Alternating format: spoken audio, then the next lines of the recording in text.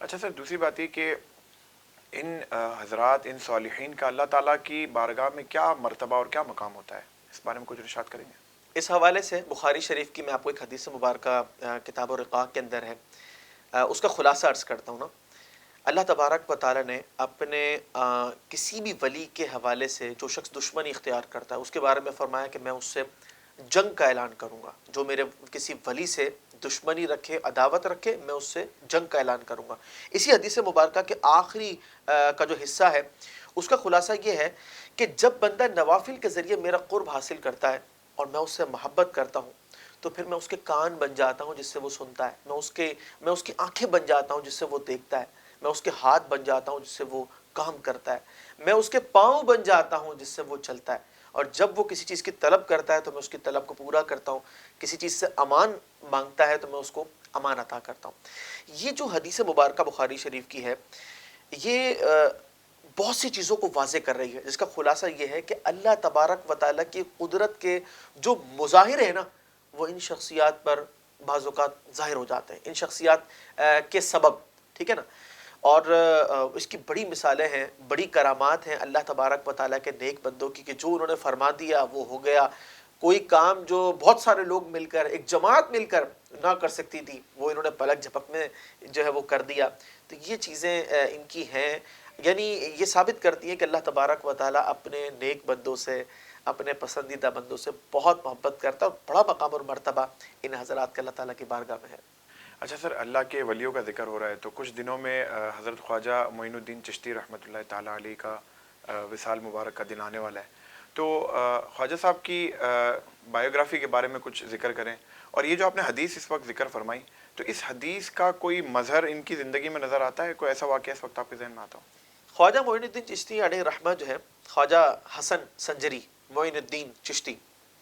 آپ کا جو زمانہ ہے 1141 سن عیسوی اور 536 ہجری، ٹھیک ہے، یعنی آپ علیہ السلام کے دور سے تقریباً سمجھ لیں 550 سال کے بعد آپ تشریف لاتے ہیں،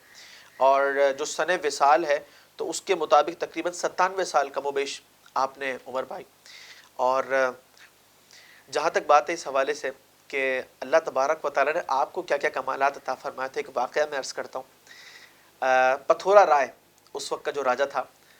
تو آپ کے زمانے میں وہ وہیں موجود تھا۔ ایک مرتبہ ایسا ہوا کہ اس کے پاس آپ کا ایک مرید گیا، اس نے انہیں ستایا، آپ نے جو ہے اس کو نصیحت کی اور تلقین کی کہ آپ وہ کسی مرید کو نہ ستائے، اس نے اور ستانا شروع کر دیا۔ ایسا ہی ہوتا ہے، جو جابر قسم کے لوگ ہوتے ہیں تو اپنا غرور جو ہے وہ ظاہر کرتے ہیں۔ اس کے بعد جو ہے آپ نے کچھ جملے ارشاد فرمائے جس کا لب لباب یہ تھا کہ میں پتھورا رائے جو ہے اس کو زندہ لشکر اسلام کے حوالے کرتا ہوں۔ اب ہوا اس طریقے سے کہ غزنی سے فوجیں آ رہی تھیں جو ہندوستان پر جنہوں نے حملہ کرنا تھا، اور شہاب الدین غوری جو تھے انہوں نے چڑھائی کری اور یہ مقابلے میں آیا۔ جیسا آپ نے فرمایا تھا نا کہ میں اس کو زندہ لشکر اسلام کے حوالے کرتا ہوں، لڑائی ہوئی اور یہ زندہ جو ہے وہ گرفتار ہو گیا، مطلب جو فرمایا وہ ہو گیا۔ تو بات ہی کہ اللہ والوں کی جو شانیں ہیں نا وہ بڑی نرالی، اور یہ ایک واقعہ نہیں، آپ کی ہسٹری میں ایسے کئی واقعات ہیں، اور آپ کے سمجھ لیں کہ اتنے لوگ جو آپ کا اخلاق، آپ کی تعلیمات دیکھ کر جو اسلام کے قریب آئے، تقریباً 90 لاکھ جو غیر مسلم تھے وہ مسلمان ہوئے۔ تو میں اس میں سے چند جو گولڈن کوٹس ہیں وہ میں آپ کی خدمت میں عرض کرتا ہوں۔ آپ پر رحمۃ اللہ تعالیٰ علیہ کا ایک فرمان یہ ملتا ہے کہ نیک شخص کی جو صحبت ہے نا وہ نیکی سے بہتر ہے، اور جو شخص برا ہے، بد کردار آدمی ہے، ٹھیک ہے، گناہ گار ہے، اس کی صحبت بدی سے بدتر ہے۔ آپ اس پہ تھوڑا سا غور کیجئے، یعنی نیکی شخص کرتا ہے بہت اچھی بات ہے، لیکن وہ ایک نیکی ہے، لیکن جب وہ کسی نیک شخص کی صحبت میں بیٹھ جاتا ہے اور اس نے نیکیاں کرنے کا طریقہ کار سیکھ لیا، زندگی بھر وہ نیکیاں کرتا رہے گا۔ اور اسی طریقے سے جو صحبت بد ہے، برے شخص کی صحبت ہے، تو بعض اوقات ایسا ہوتا ہے کہ انسان کسی برے شخص کی صحبت میں جا کر برائی کرنا سیکھ لیتا ہے، تو شاید وہ برائی کرتا نا،